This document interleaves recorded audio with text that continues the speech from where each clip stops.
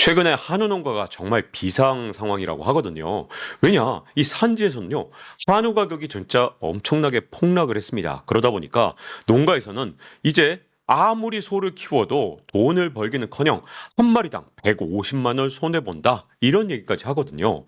그런데 우리가 마트에 직접 가보면 이 한우 가격이 떨어졌다는 생각 전혀 안 들거든요. 심지어 음식점 가면 오히려 올라가는 일도 정말 많습니다.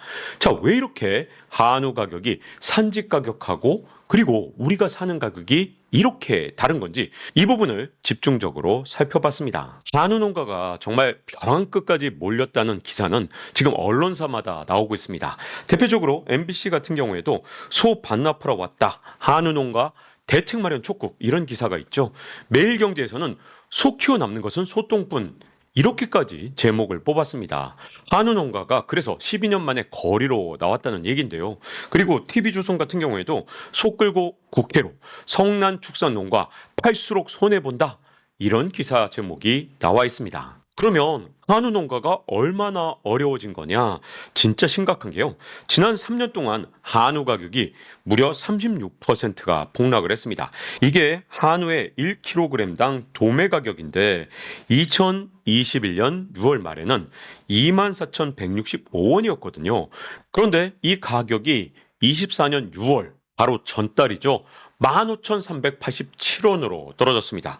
세상의 모든 가격이 최근에 다 오르고 있는데 한우 도매 가격은 이렇게 떨어졌으니 한우 농가가 얼마나 어려움을 겪을지는 정말 눈에 선하다고 할 수 있겠죠. 근데 정말 이상한 점, 이렇게 도매 가격이 36% 넘게 떨어졌다 이런 기사를 보고 여러분들 마트를 가보세요. 소고기 가격이 정작 그렇게 많이 떨어졌느냐? 전혀 그렇지 않습니다. 왜 그러냐? 도매 가격만 이렇게 많이 떨어졌지 소매 가격은 이만큼 떨어지지 않았기 때문인데요. 축산물 품질 평가원 이게 3년 넘게 없더라고요. 그래서 한 해 전과 이 한우 가격 변동폭을 비교를 해봤습니다. 그랬더니 1년 전에 비해서 도매 가격은 무려 10.9%가 떨어졌는데 소매 가격은 3.6%밖에 인하되지 않았습니다. 자, 그러니까 우리는 아무리 마트를 가도 이 소고기 가격이 여전히 비싸니까 소고기를 막 사 먹을 수는 없거든요. 근데 정작 산지에 가면 이 소 키워서 한 마리당 150만 원씩 손해 본다. 그러다 보니 한우 농가도 눈물을 짓고 우리 입장에서는 값싼 소고기를 먹을 수도 없는 상황. 그러면 도대체 이게 어떻게 된 건가? 이걸 좀 살펴봐야 될 텐데요. 여기에는 이유가 있습니다. 많은 분들이 예상하신 그대로 겁니다. 왜냐? 우리가 한우를 사 먹을 때 이 소비자 가격의 절반 이상이 유통비용이거든요. 그래서 유통비용률이라는 게 있는데 우리가 소고기 가격이 10,000원이다. 그러면 이 중에서 도대체 얼마가 유통비인지 이 유통비율을 나타낸 겁니다. 그런데 이 유통비용률이 2014년에는 45%였습니다. 물론 이것도 굉장히 높은 것 같은데 근데 이게 점점 더 올라갔어요. 2019년에는 48.5%. 그런데 2024년에는 이게 아예 절반을 넘었습니다. 53%예요. 그러면 10,000원짜리 소고기를 사면 5,300원이 유통비용이다 이런 뜻인데 이게 좀 황당한 게요. 세계가 지금 유통혁명 중이거든요. 그런데 한국 유통업계는 나홀로 지금 현재 거꾸로 가고 있다 이런 생각이 좀 들거든요. 우리나라 한우 유통 과정을 보면 이렇게 여러 단계가 있습니다. 그런데 이 단계를 건너뛸 때마다 계속해서 소고기 가격이 뛰어오르는 그런 구조를 갖고 있거든요. 자, 농가에서는 우시장에 팝니다. 이걸 도축이나 가공을 하고 다시 경매를 하고 우리가 정육점이나 아니면 식당을 통해서 이 소고기를 사 먹을 수 있게 되는 건데요. 가격이 얼마나 오르느냐? 지육 단계에서는 1,369원이었던 게 도매 가격이 되면 4,995원이 됩니다. 그러니까 아까 제가 지금 계속 보여드린 게 도매 가격 대비 소매 가격 이걸 보여드렸는데 일단 지육 단계에서 도매 가격으로 넘어갈 때도 이렇게 가격이 왕창 뛰어오르죠. 물론 소고기를 손질하는 과정에서 많은 부분을 버리게 될 겁니다. 그래서 이게 전부 다 도매업자가 비용으로 이렇게 우리한테 빼가는 건 아니고요. 아마도 많은 부분이 버려지니까 도매 가격이 오르긴 하겠지만 그래도 이게 1,369원에서 4,995원이 된다니 와, 그러면 농가가 왜 어려운지를 이걸 보면 알 수 있는 거죠. 여기다가 다시 소매 가격이 되면 8,883원이 됩니다.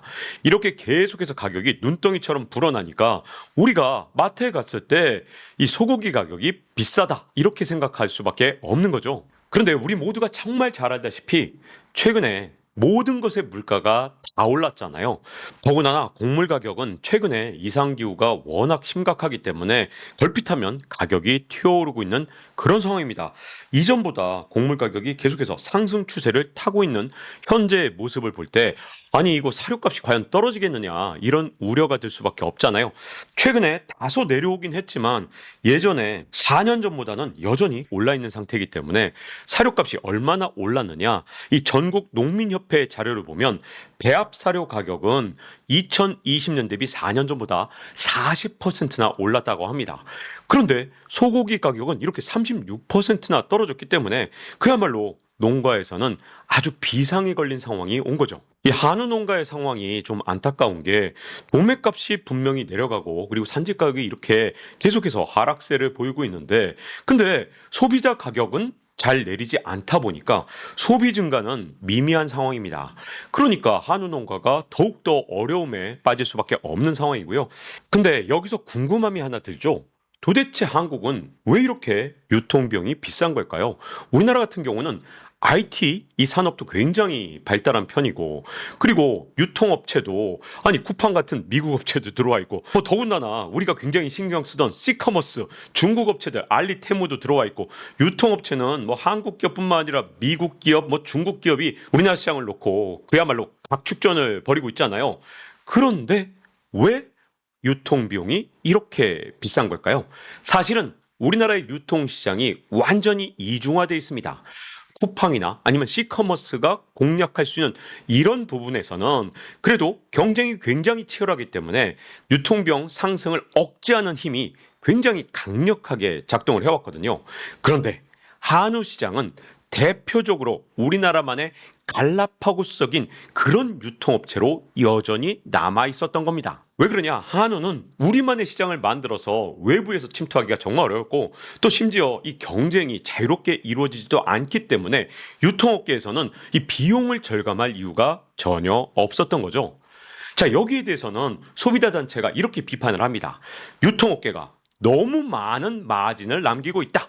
그래서 지금 이렇게 우리나라의 소고기 가격, 특히 소비자 가격이 내려가지 않는 것이다. 이렇게 비판을 하는데 정작 유통업계는 뭐라고 반박을 하느냐?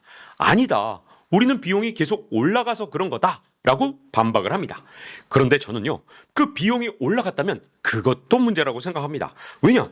유통업계는 지금 현재 완전히 창조적 파괴가 시작된 그야말로 혁신의 시장이거든요. 우리나라 한우 유통업계는 왜 이렇게 비용이 자꾸 올라가느냐?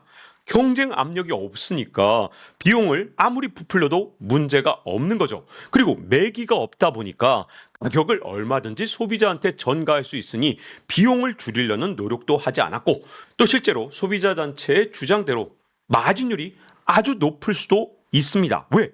경쟁에 노출되지 않았기 때문에 얼마든지 이윤율을 높일 수 있는 여지가 있는 거죠. 더군다나 우리나라의 이윤율은 사실은 이게 믿을 수가 없는 경우가 되게 많아요. 왜냐하면 이윤율을 낮은 것처럼 이렇게 포장을 하고 자녀가 갖고 있는 회사에 일감을 몰아준다든가 이런 방식으로 이윤율을 떨어뜨리는 기법이 굉장히 널리 퍼져 있기 때문에 마진율이 낮은 것처럼 얼마든지 포장이 가능합니다. 그래서 우리나라의 이 농축산물 유통업계 여기서는요 매기 효과가 전혀 없다는 게 가장 큰 문제인데요. 자, 매기 효과라는 건 막강한 경쟁자가 등장해서 다른 경쟁자의 잠재력을 끌어올리는 그런 효과입니다. 이런 매기 효과가 등장한다면 이런 유통비용이 올라가는 문제를 막을 수가 있을 겁니다. 저는 그 대표적인 사례가 바로 시커머스의 대대적인 침공이라고 보는데요. 자, 여러분, 시커머스, 중국의 이커머스, 즉 알리나 테무가 우리 시장을 공략해 들어왔을 때 얼마나 우리 시장이 깜짝 놀랐습니까? 그러다 보니까 유통업체도 중국의 유통업계와 상대하기 위해서 온갖 머리를 다 짜냈습니다. 특히 미국 업체인 쿠팡 같은 경우에는 실적이 급전직하로 떨어졌다 이런 기사가 나오면서 투자 늘려 시커머스발 위기를 정면 돌파한다 이런 기사도 있고 시커머스 경쟁에서 이기기 위한 쿠팡의 전략이라는 그런 내용도 있습니다. 그런데 그 결과가 어떻게 됐느냐? 미국 업체인 쿠팡이나 아니면 우리나라 업체인 네이버 같은 이런 기업들이 경쟁력이 떨어지는 기업들이 아니거든요. 시커머스한테 그렇게 쉽게 밀릴 기업들이 아닙니다. 그러다 보니까 2024년 7월 4일 매일경제 기사를 보면 알리테무 공세에도 쿠팡 결제액은 최고치를 기록했다. 이런 기사가 있는 거죠. 그런데 이 시커머스 중국발 매기가 이 여러 업체한테 영향을 미쳤는데 그게 업체마다 그 영향은 완전히 다릅니다. 우리나라 시장에서 이커머스의 1분기 매출 증가율을 보면 11번가 매출이 크게 감소했죠. G마켓도 감소했습니다. 이 와중에 쿠팡은 14.8%가 늘었고 네이버도 16.1%가 늘었습니다. 2분기에도 쿠팡과 네이버는 계속해서 선전한 것으로 현재 추정되고 있습니다. 이렇게 매기가 등장하면 비용을 줄이고 그야말로 경쟁력을 더 높이는 기업과 그렇지 못한 기업으로 갈라질 수밖에 없고 이게 시장 원리라고 할 수 있습니다. 저는 좀 답답한 게 G마켓입니다. 왜냐하면 우리나라 토종 브랜드가 사실은 유통업계에서 그렇게 많지가 않은 상황인데 이 G마켓을 인수했으면 좀 장사를 잘했으면 좋겠다 이런 생각이 있는데 안타깝게도 1분기에 15.8%나 매출이 감소했습니다. 미국 업체인 쿠팡이 이렇게 잘 나가는 것과 비교하면 좀 안타까운 상황인데요. 그리고 네이버도 보면 16.1%나 늘어났죠. 자, 그러면 시커머스는 현재 어떤 상황이냐? 최근에 스스로 흔들리기 시작한 시커머스의 모습을 볼 수 있는데요. 자, 이건 BC카드에서 어느 정도 매출이 나왔냐? 이걸 보여주는 그래프인데요. 23년 10월을 100으로 해놓고 이렇게 지표를 나타낸 겁니다. 그랬더니 3월까지는 이렇게 빠르게 성장을 하고 있었는데 4월부터는 갑자기 급락을 한 걸 볼 수 있죠. 시커머스의 성장세에 제동이 걸린 겁니다. 시커머스, 알리나 테무의 이 품질을 믿을 수 없는 이런 상품을 재미로 또는 호기심으로 좀 사본다 하더라도 이게 지속적으로 가기는 여러 가지 측면에서 어려운 점이 정말 많았던 거죠. 더군다나 이 쿠팡의 반격이 아주 강력했는데요. 이 시커머스, 알리나 테무와 싸우기 위해서 쿠팡은 직거래를 직접 하면서 단가를 낮추는 방법을 썼습니다. 더군다나 신뢰도는 쿠팡이 이 시커머스보다 훨씬 높잖아요. 그뿐만 아니라 네이버에 입점한 우리나라 업체들도 이 중국의 시커머스와 싸워서 점점 단가를 낮출 수 있는 방법을 찾아냈던 겁니다. 덕분에 유통비용이 낮아지면서 우리 소비자들의 후생은 훨씬 더 높아졌기 때문에 결국 시커머스는 시장의 자정작용을 통해서 이렇게 매출액이 감소하고 매기 효과만 낸 것으로 현재로서는 일단 잠잠해진 것으로 보여집니다. 다만 이걸로 끝난 건 절대 아닐 겁니다. 왜냐하면 중국이 웬만해서는 우리나라 시장을 포기하지 않을 게 분명하기 때문입니다. 왜냐? 중국은 지금 현재 과잉 생산이 너무나도 큰 문제거든요. 그래서 중국 정부가 이 시커머스, 알리나 테무가 아무리 적자를 보더라도 이걸 메워주면서 해외 시장을 공략하도록 여러 가지 자금 지원으로 도와주고 있습니다. 이렇게 매출액이 줄기 시작한다. 아마도 중국도 재반격할 방법을 찾아내려고 무진해를 쓸 가능성이 높습니다. 그런데 이 농축산물 유통시장은 갈라파고스로 여전히 남아 있습니다.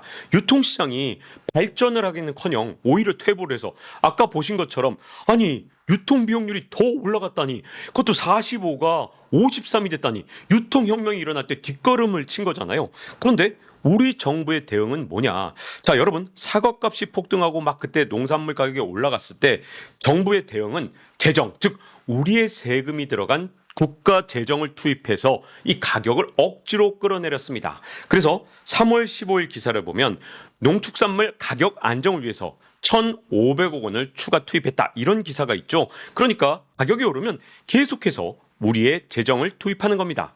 여기다가 윤석열 대통령은 앞으로 긴급 농축산물 가격 안정 자금을 무기한 투입하겠다. 이게 또 4월 2일 기사에 나와 있죠. 그래서 정부는요. 이 농축산물 가격이 오를 때는 이 납품업체의 납품 단가를 지원해 주거나 아니면 유통업체의 할인 행사에 이렇게 우리의 세금이 투입된 재정을 여기다가 쏟아붓습니다. 이렇게 임기응변식 대응을 계속하다 보면 유통업체가 혁신을 하거나 아니면 새로운 혁명을 만들어서 이렇게 비용을 줄일 필요가 거의 없겠죠. 자, 한국은행에서 내놓은 리포트인데 6월 18일 자료입니다. 여기에 보면 우리나라의 유통비용의 상승도 농산물 가격을 높이는 요인이다. 이렇게 얘기를 했고, 그리고 과도하게 높은 필수 소비재의 가격을 안정시키기 위해서는 생산성을 높이고 공급 채널을 다양화하고 유통 구조의 개선 등이 필요하다고 이렇게 지적을 하고 있습니다. 사실 정부에서 가장 쉬운 건 국가의 세금을 투입하는 겁니다. 그래서 당장 가격을 낮추는 게 성과도 바로 나오니까 이런 방법을 선호할 수밖에 없는데요. 근데 그렇게 되면 구조적인 문제는 결코 해결할 수가 없습니다. 뭐가 문제가 생기면 이렇게 세금으로 지원을 해준다는 이런 일종의 유통업체한테 시그널을 주게 되면 유통업계는 더욱더 나약하고 훨씬 더 취약한 그런 분야로 바뀌고 말 겁니다. 다른 나라 지금 현재 유통업계에서 완전한 혁명이 일어나고 있는데 우리나라 유통업계가 이런 혁명의 트렌드를 따라가기 위해서는 그 무엇보다도 구조 자체를 바꾸는 그런 노력이 필요하지 않을까 싶습니다. 그런 구조적인 접근을 한다면 유통비용이 줄어들어서 한우 농가의 시름도 많이 덜어줄 수 있을 거고요. 그리고 우리 소비자들도 훨씬 싼 가격에 한우를 먹을 수 있는 날이 오지 않을까 이런 기대를 해보면서 지식 한 방을 마치도록 하겠습니다. 다음 시간에 뵙겠습니다.